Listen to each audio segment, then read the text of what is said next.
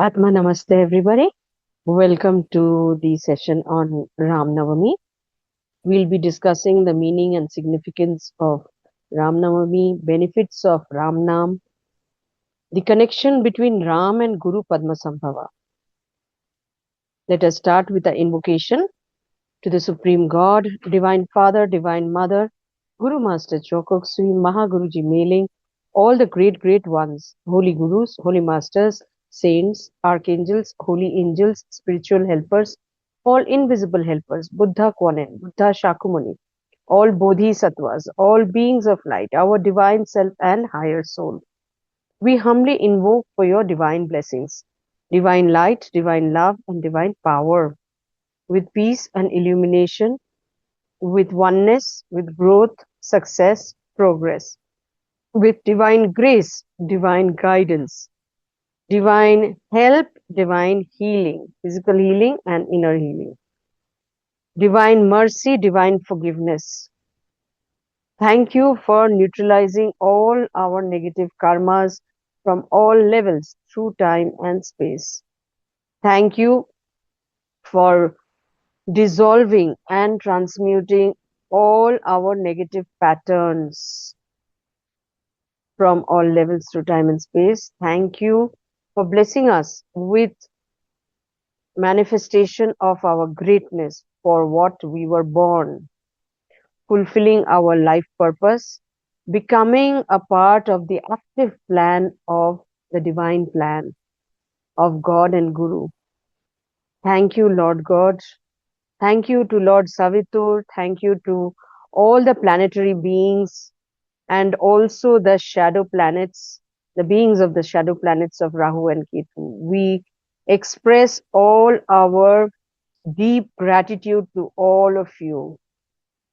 Thank you for your constant presence in our life, for your divine blessings and divine protection. Thank you in full faith. So be it, so be it, so it is. Atma Namaste. So let us start.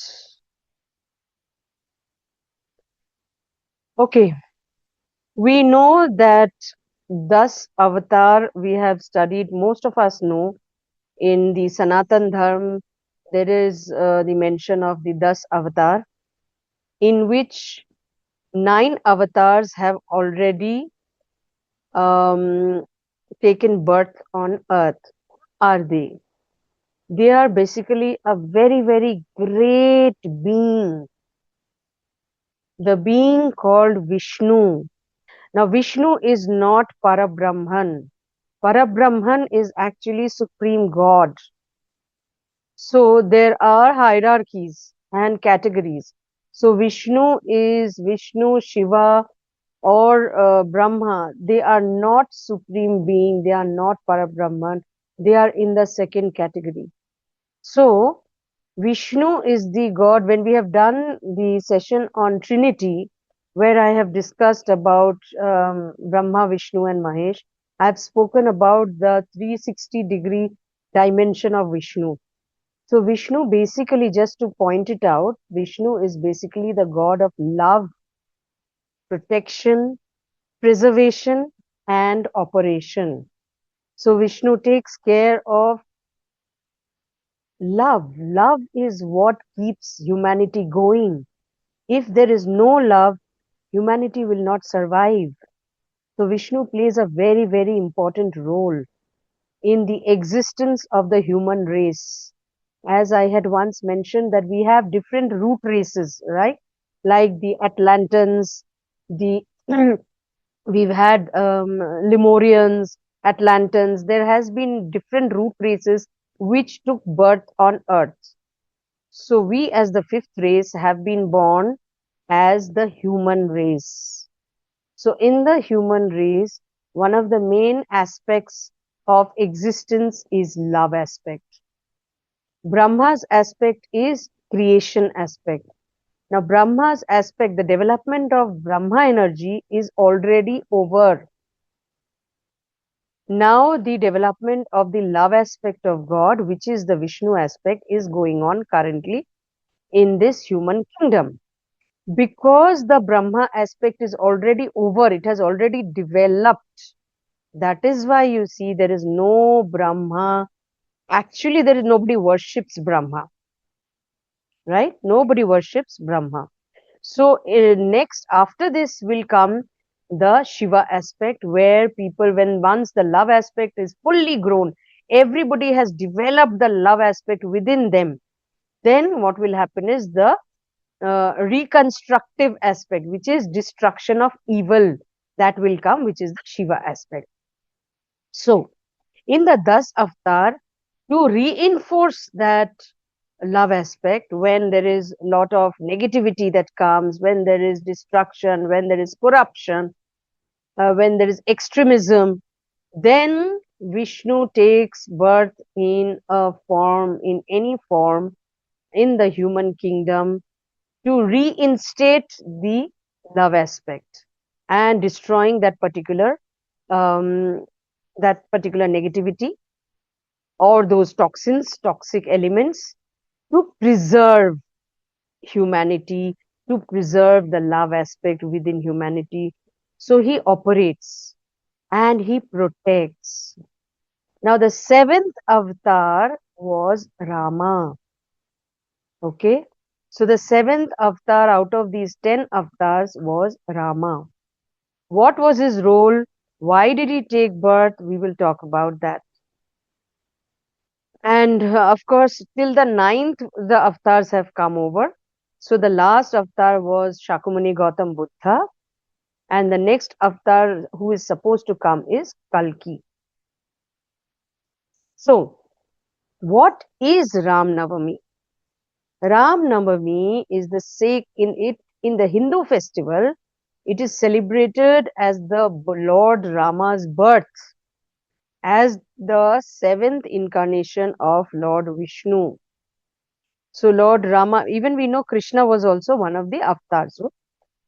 Now Vishnu's seventh incarnation, which was Rama, he was born on the Ram Navami.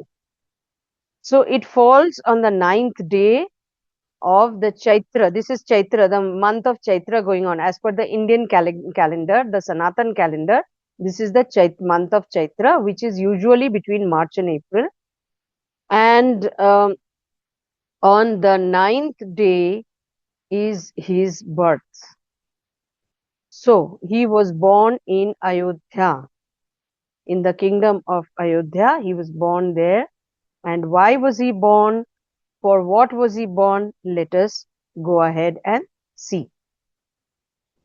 So Ram Navami symbolizes, what does Ram symbolize, or Ram Navami? Basically, the birth of a great being is because of a purpose. And that purpose is, it is the birth of truth. There was lot of, dishonesty, non-objectivity. People were not objective. They were not honest. They were not truthful. There was a lot of corruption happening. So he was born to reinforce truth. He was born to reinforce the virtues in human beings and the strength of moral practices. Now, one thing, I always think that in schools in India, moral science is not taught, which it should. Every school should have one subject. In my school, I studied in an Irish convent school. Now, in my school, the first period every day used to be moral science. And in moral science, we used to be educated about the ethics, etiquettes, manners, morals, virtues, and it grew. Actually, it grew. I'll give you a simple example. Very recently, I wrote an email to the CEO of one of the companies. I had actually met him. And he told me, okay, fine, you just send me a mail and then I'll get back to you. So I was expecting his reply. It's been almost now 7 days, almost 6 days, and he did not bother to reply. But well, he is the CEO of a company. So here lies the absence of etiquettes, manners, virtues, and morals. right? When somebody calls you and you see that, there is a missed call, it is normal etiquette to give a call or to message. These are the basic traits of a human being. Now, we think that if I don't have these, it's fine. But that is a part of your purification. Until and unless we have these little morals, these little virtues, the honesty that, if I am expecting something from others, then others will also expect it from me. So I should also respond back. I should also take care the way others would take care. Hmm? So these things, these small little things, which we think is insignificant, but it is very, very significant to God, very much significant to God. Okay. And that is why we need to understand, we need to develop these, we need to, take care of each little behavior that we have with others. So he was born, Ram was born to reinstate all these. And the second is the victory of dharma. What is dharma? Dharma is righteousness. In Buddhism, the main, always they talk about dharma. Are you doing this as per dharma? What is your dharma? Dharma means righteousness, whether you are doing right or you are doing wrong. Now, these things are so very important, so very important. If we can make these as good habits, and rather I would say as bad habits, because bad habits don't leave us. So all these righteousness, virtues, morals, ethics, etiquettes, manners, if we make them as bad habits, those bad habits will never leave us. So it will remain with us all the time. And once we have grown that, then we do not need to worry, because already it's grown. So, we will go beyond it because we are already pure in that area. The purification has already happened. The evolution has already happened. We have already evolved in that area. Hmm? So, we need not. So, we are following the path of dharma in that case. And dharma should be beyond or over adharma. Adharma is evil or non-righteous actions. So the ideal human life based on discipline, duty, and compassion. Compassion is, of course, the love aspect, which Rama, all the avatars of Vishnu has actually taught us that compassion is an important thing. Duty means over here, duty comes from responsibility. If we are responsible, then we will take care of small to big things in life. For example, when I was a child, my father used to say, even if you make a promise to a 2-year-old girl or boy, you must fulfill that promise. So, the sense of responsibility grew right from the beginning. So, if somebody is, is relying on us, it is our duty, our responsibility to see to it that we don't let that person down. Small things make a big character. I'll give you another example. When my husband had come to see me, first time, of course, we met. Then the second time when we met, so we were sitting we had gone out for an evening, just in the evening to chit chat. We had gone to a cafe. And then we were sitting and chatting, and I did not realize it was long time, right? That time, 9 o'clock, 10 o'clock in the night used to be late night. So we met at around 5 o'clock, and suddenly I see that it was almost 10. So I was like, oh my God, it's so late. I have to go back home. And my mom had called me on on my cell. So he said, you don't worry, I will drop her home. And then when we went into the car, he asked the driver, he told the driver that we are going to go to this particular place to drop her. He said, okay. Then he asked the driver, which way do you think would be safe? Which way do you think would have no traffic and would be fast? 3 questions he asked the driver. And then the driver replied, and then he said he was satisfied. He said, okay, fine, carry on.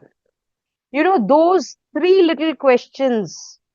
Before that, when the first day and second day, when he asked me whether I would want to marry, I had denied. I said, no, I'm not ready for marriage. I don't want to marry. Four times I had denied. But those three little questions made me aware that this man is a very caring man. Why? He is delegating a job to somebody, but just delegating is not enough. He is taking care that that person can fulfill his duty in a easy, smooth, effective way. So he is helping out that person to find out the best, way to fulfill that job. That means he must be a caring person. And it was later on that he was a very, very caring person. He used to take care of, from the smallest to the biggest things of everyone. So when we develop our virtues, our morals, what Ram tried to teach us, if those aspects, if we learn, if we have it, if it is ingrained within us, what will happen is our virtues will be so strong, the muscles of our chakras will be strong. You go to the gym to develop your muscles. Those are only physical muscles. The body dies, the muscles go. But if you develop the muscles of your chakras, even if your body dies, those will remain because it is filled with all virtues, morals, ethics, with values, discipline, all the good aspects of the universe. Those you will carry back, the soul will carry those back along with, once the body dies. So in next lifetime or in the future, in this lifetime, in the future, you don't have to worry about it because it's already developed. You've already purified all the negativities in those areas and already it is developed. So Rama has taught us about those virtues, those morals, those discipline, responsibility, duty, and compassion. So he's regarded as Maryada Purushattam. Maryada, a royal, filled with, lot of respect and honor. Purushattam, he is ideal of men. He's an ideal man. So he is called the perfect man who lived an ideal life as a son, as a husband, as a king, and human being. A perfect life, right? That is what he has tried to teach us with his own life. That be a perfect son, be a perfect daughter, be a perfect husband, be a perfect wife, be a perfect king, be a perfect queen. Now you are the queen of your family. You are the king of your family. You do not have to be king of a land and ultimately be a perfect human being. See, all of us, we are pure. Every soul is pure, but the soul is not perfect. So Rama has taught us to be perfect, to aspire to becoming perfect, bringing that perfection within us. I always told my husband when my first child was born, I said, look, God is giving us a second chance to be perfect. So he asked, how? I said, look, if I am perfect, whatever my baby sees, she will develop that. A child, as a psychologist, I'm telling you, a child does not learn by what you say. If you say be honest, but your action is dishonest, you go and you tell your child, okay, I am in the shower. If my phone rings and if it is from the office, tell them that I am in the market. You are demonstrating dishonesty, whereas by words you are saying be honest. The child doesn't learn. You do not have to teach anything to the child. You be perfect and the child will be perfect. You be honest, the child will be honest. You be spiritual, the child will be spiritual. You be righteous, the child will be righteous. So, this is what Ram has taught us. Whatever, as a parent, if he is righteous, we should, as children, we should learn from him. If he is perfect, we should learn perfection from him. Okay? Okay. So, he is the ideal of righteous living. So Lord Rama's life's teacher, he teaches honesty and integrity. Think about one thing. I am escaping the responsibility of Sita. She is the epitome of a wife. Nobody can think beyond her the way she has supported her husband. So I'm not talking about her. Today we are only talking about Ram. Rama took care of his younger brother and his wife in the best possible way while they were, wandering in the forests for 14 years. To the extent, to the extent to protect his wife, to bring back his wife, he went through such a big war. It was like a nuclear war of that time. For what? To give that honor, respect, the duty and responsibility to bring back his loved one. That was an ideal husband. The husband is supposed to protect his love, his wife. So he lived a life of integrity. See, as a son, he obeyed his father, he obeyed his mother. Though the mother was not his own mother, still he obeyed the mother as an ideal son. He could have said that, no, I will not go to the forest. I am the elder son. I am supposed to rule. What do you think? What would we do in his, if we were present there? Quite naturally, 99% of people, men or women, whoever, would say, no, it's my birthright. I am the elder one. I am supposed to rule the kingdom. I will rule the kingdom. He did not do that. He did not disobey. He obeyed.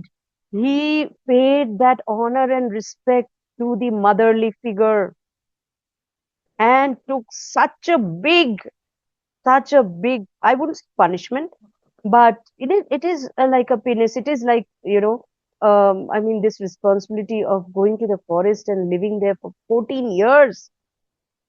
Look at his sacrifice, look at his honesty, look at his respect and honor, look at the virtues what he had developed, the perfection of a child. And of course, there was honesty. Because he was honest, that is why everything went so smoothly throughout, no matter what hardships they had gone, but still everything was very smooth. He had respect for elders, it is evident. He had commitment to his responsibility and duty. Because he had commitment, he took care of his wife in the best way. So many incidents have happened in the forest, but he has protected her. He has taken care of her, right? He has taken care of the kingdom when he came back. His responsibility towards the entire kingdom who were looking up to him, he had fulfilled that responsibility towards all of them. Then the symbol of good governance. He was he was a great ruler. His rule, known as Rama Rajya, represents justice, equality, and prosperity. During his reign, there everything was fair. There was equality. There was no discrimination. Everybody was happy, satisfied. They were gratified in Ram Rajya, and it was filled with abundance and prosperity. Why? Because everything in a country, in a kingdom, depends on the leader. In astrological science also, suppose, in Hindu undivided family, for example, the father is the head of the family, and then he has his sons, their wives, their children. Whatever the astrological chart of the father or the head of the family is, the entire family's karma, entire family's destiny will be designed as per the astrological chart of the head of the family. Same happens with the leader of the country. And in that case, in our country, we have Narendra Modi as the prime minister, who is the leader. Fortunately, we are very, very fortunate. He is a spiritual man. He was a sadhu. He was a saint. So his virtues, his personal virtues are developed. His personal morals, ethics, discipline, responsibility, these were all developed. He has been, to a great extent, mastered perfection. And you see, after he has come into existence, actually, if you compare India from the time when the British had left, in the last two kind of last two, tenures that he has been ruling, India has had lot of progress. Don't think about the negatives. Let's think about only the positives. So, of course, India is progressing. The GDP has gone up. So, good things have happened, right? So, you must always remember that as the head of your department, as the head of your company, as the head of your family, it is very, very important for you to develop your virtues all the more, because the entire family's, entire department, entire company's destiny will be as per your actions. And of course, your personal karma is there, right? So he is the symbol of good governance. His rule, known as Rama Rajya, acha, I've already done that. So a society based on moral values, based on moral value. That is why it was that Ram Rajya was like, it was a golden era. It was flourishing. It was blooming. Why? Because it was filled with moral values, ethics. It was filled with integrity, honesty. So think, if you develop all these virtues within yourself and you help develop all these virtues in your family, your children, maybe your spouse, what will happen? You will have a Ram Rajya kind of life in your family life. That is what we need to learn. And when it spills over, and that kind of energy spills over to your neighbors, and they are affected positively, and they also start, developing virtues and morals and values and ethics, what will happen? Gradually, it will be like it will spread, and all of your neighborhood will lead a very, very, like a life of Ram Rajya, filled with goodness, filled with harmony, filled with unity. When we talk about unity, harmony, it does not just come like this. We have to work for it. So each of us, we have to be the change, that the change that we desire. Whatever change we desire, we have to be the change for it. Right? Okay. So the devotional importance. So for devotees, what was important is chant Ram Naam. That they have been doing ever since Ram was alive in the body. They read the Ramayana. When the Ramayana was written, they used to read, even today, the devotees read Ramayana, and they serve fasting and perform special prayers. Many people do fasting also. So, what does fasting do? Fasting cleanses the inner toxins of the body. And then when you pray, what happens? It energizes the body with the energies of Rama. Okay. The inner awakening, that is very important. What happens? Rama is the symbol of the inner awakening, when your morals, ethics, virtues, compassion, love, it is awakened. You are awakened from inside. You feel for others, you feel for yourself, you feel for others, you others, you forgive yourself. You are perfecting yourself, and you are setting an example to others to be perfect. So there is an inner awakening which makes you lead a righteous life, right? So spiritually, Ram Navami reminds us to conquer the inner negativity, all the weaknesses that we have, all the ego, greed, whatever we have. Today is the day we should sacrifice all those completely and cultivate what? Cultivate peace, patience, kindness, and whatever you think of. Whatever is lacking in you, cultivate that. Whatever congestion you have, negative energy congestion, release those. Let go of those today. Okay. How is it celebrated? We Ram Navami in temples, they decorate with flowers. I don't need to talk about this because all of you know. There are processions also. There are bhajans, kirtans. In Ayodhya, grand celebrations happen on this day, right? Now, what is the deeper insight?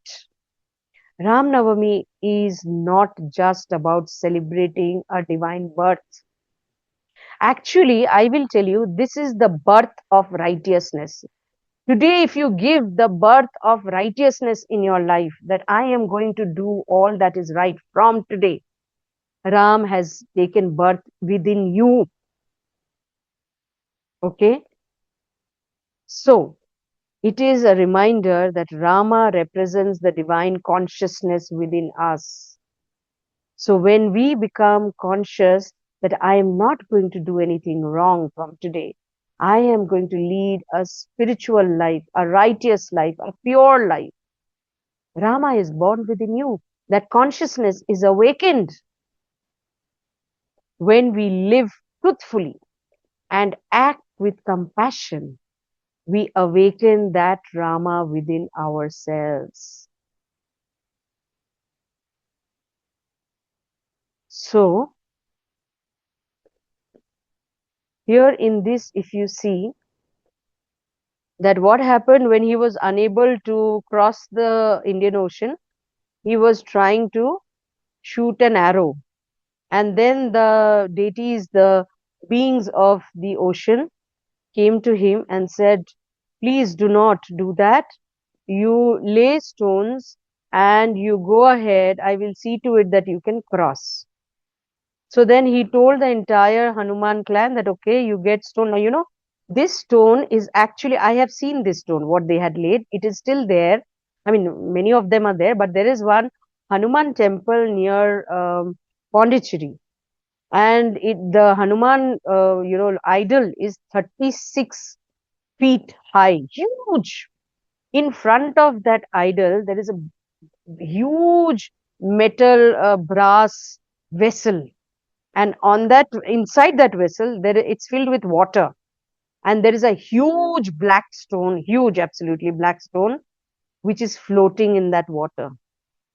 So they say this is the stone that Rama had used to cross the sea.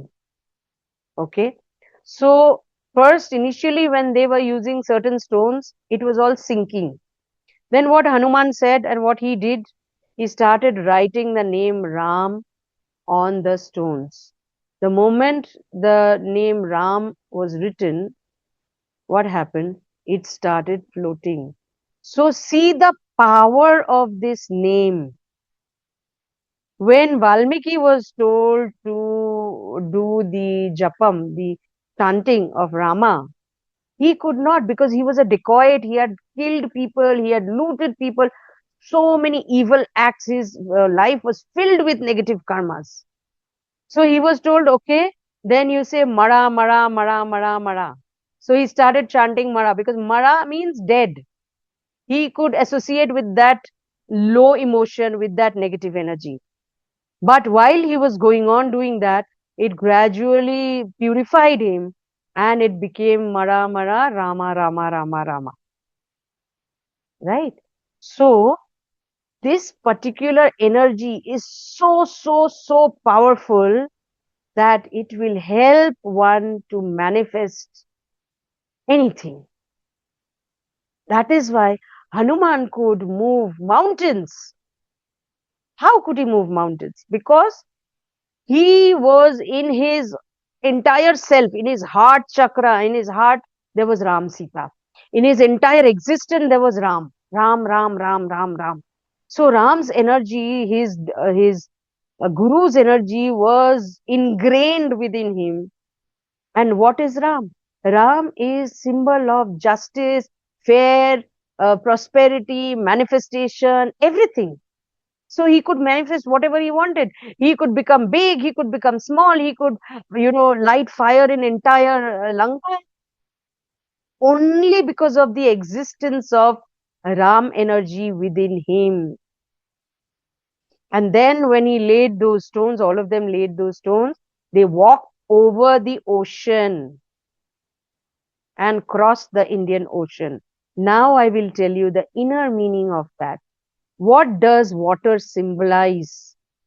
Our sex chakra is associated with liquid, with water, water element.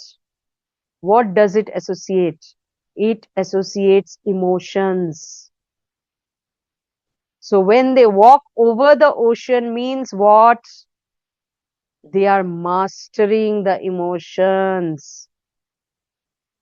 When you can master the emotion, you can conquer Lanka. Lanka is what? The evil within us. You can conquer that evil and manifest the best when you master that emotion. Okay. Now, Master said, Mahaguruji mailing, in one of his incarnation, he was Rama.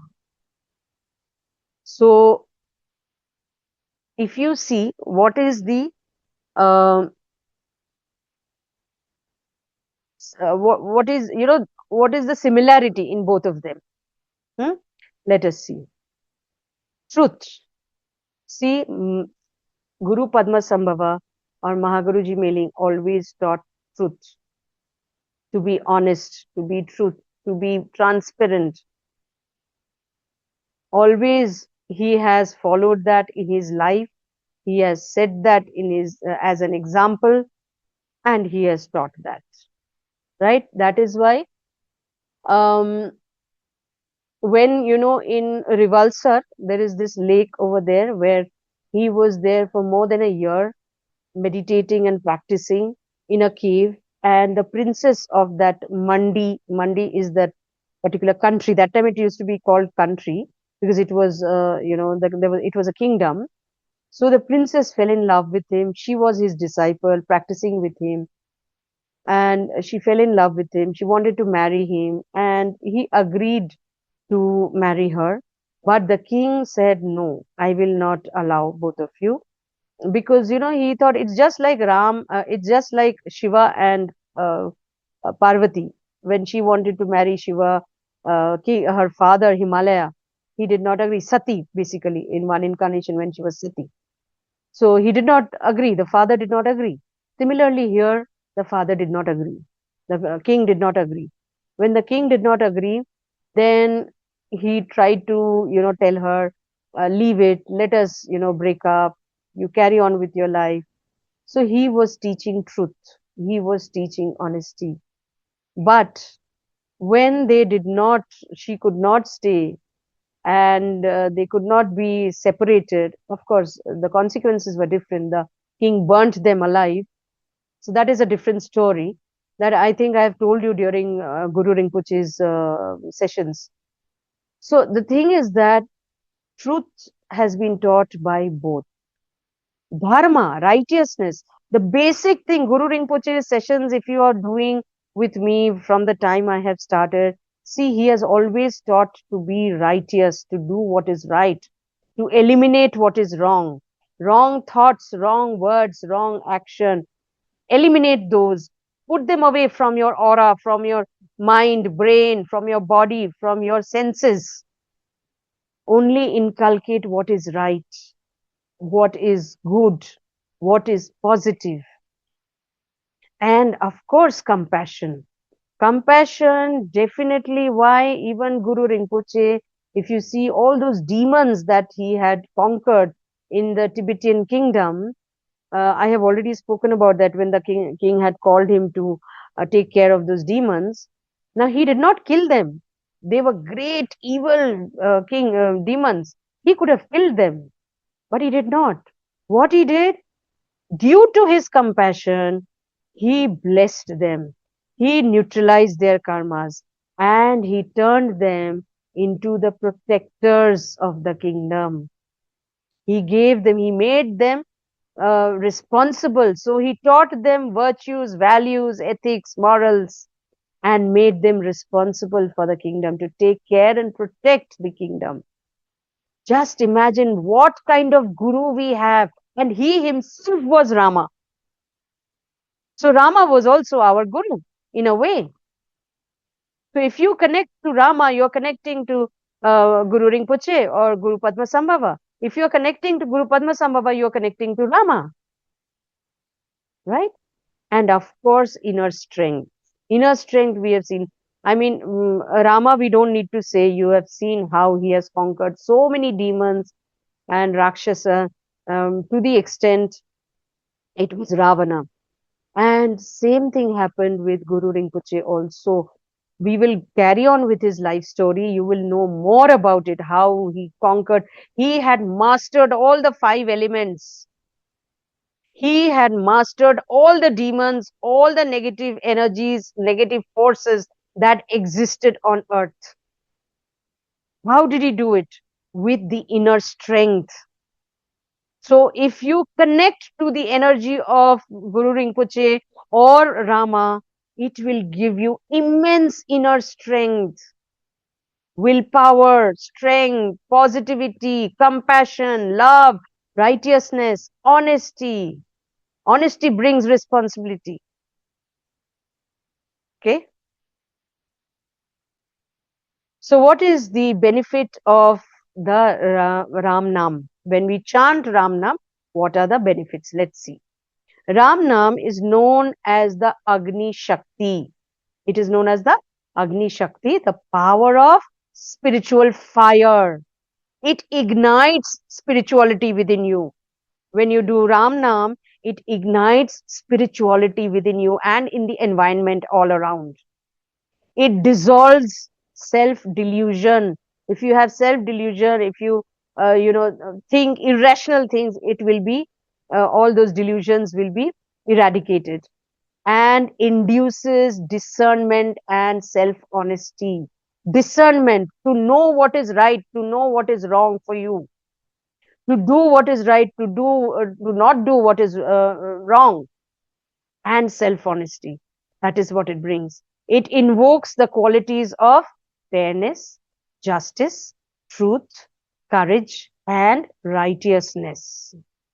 It brings emotional balance and inner confidence.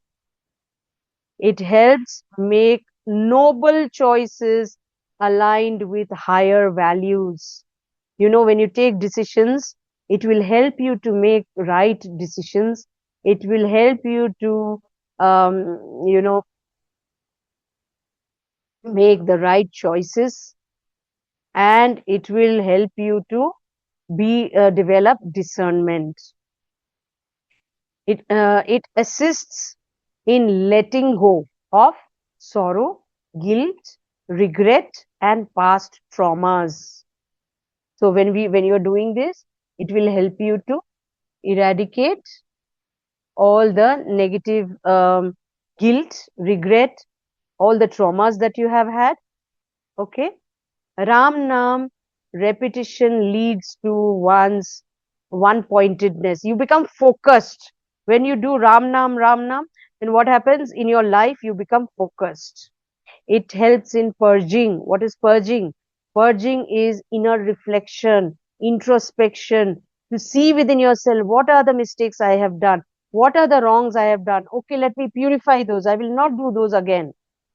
When we die, when the body dies, before that the soul shows you a flash of your entire life, especially all the wrong that you have done.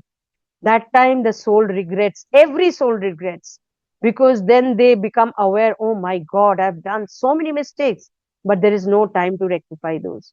But when you do Ram Nam and you become aware, alert, and you do purging every time, all the time, or every day, you become aware, okay, I have done these mistakes today, I will not do them tomorrow, and gradually you purify yourself. It induces inner reflection. So you do inner reflection and then you take a firm resolution. I will not repeat this mistake again. I have hurt people. I have harmed people. I will not do it. I have been dishonest. I have cheated. I will not do it again. So you take a firm resolution.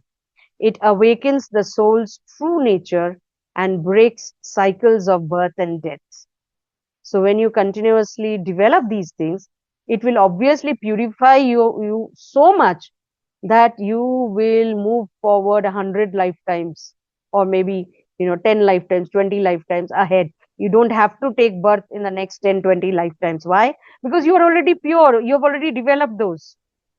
So in a way, you are breaking the life cycle of birth and death. You're not taking birth so many times, and you're not dying so many times. Hmm? It neutralizes past negative karmas, transforms old negative patterns. So all old negative patterns you gradually transform automatically when you're chanting and you are becoming conscious of these. Okay. So Master has taught us Om Namo Rama Om, right? Let us chant at least a few. So center yourself. Just think of what you would like to receive when you do this.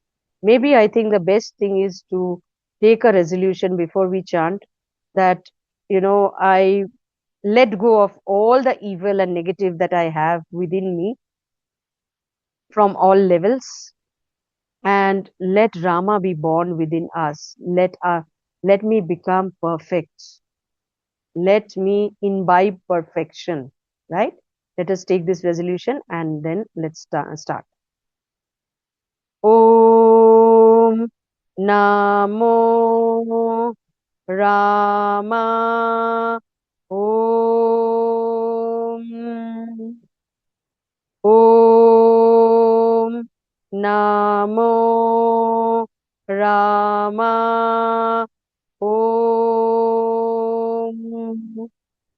Om Namo Rama Om Om Namo Rama Om Om Namo Rama Om Om Namo Rama Om Om Namo Rama Om Om Namo Rama Om Om Namo Rama Om.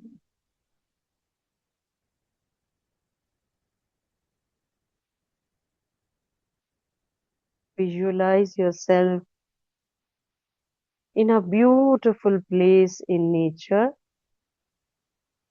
maybe in the forest, with a waterfall flowing by the side of you, with mountains far away, birds chirping.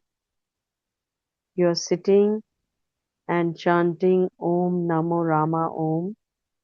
Visualize all those negative energies, weaknesses, toxins.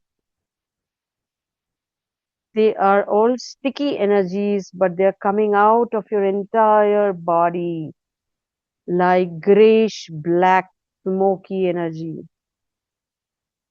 In your mind, say, I let go, I release all negativities, all imperfections, all toxins, all unwholesome energies from my entire system, completely, rapidly, properly now. See that, there is wind blowing, and these energies that are coming out of you are being blown away by the wind. Black, gray, smoky, sticky energies coming out. Keep on saying, I let go, I let go, I let go, I release, I release, I release, I release, I release. from my entire system, completely, thoroughly, fully, right now, now, now, now.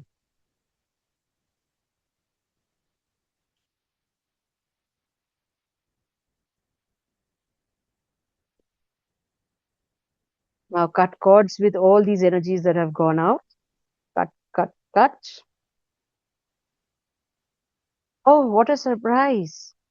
You see Rama standing in front of you, radiating with light, his hands up in blessing position, blessing you with all his energies. Bluish, electric blue light with a tinge of gold coming from him, entering your entire aura, chakras, meridians, entering into the bloodstream, flowing through the blood, nerves, tissues, muscles, and going into every cell of your body, illuminating every cell. See, just the way Hanuman had written Ram on those stones, visualize every cell of your body. There is the word Ram written on every cell. It's written Ram, Ram, Ram, Ram, filling you with perfection, filling you with wholesomeness, filling you with bliss, happiness, peace, justice, freedom, integrity, compassion, love, prosperity, and abundance. Your whole system is filled with this manifestation energy.